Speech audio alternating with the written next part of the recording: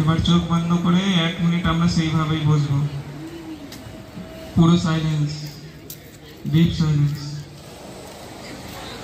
এবার যাগুলো আমি বলবো সেটা অনুভব করার চেষ্টা করবে। ওকে, রিয়েলাইজ করো সবাই, সেই ঈশ্বর, সেই সর্বশক্তিমান একটা আলোর রূপে আমাদের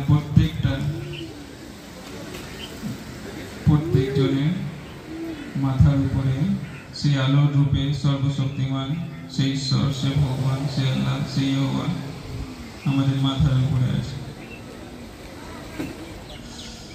অনুভব করো সেই শক্তি দিয়ে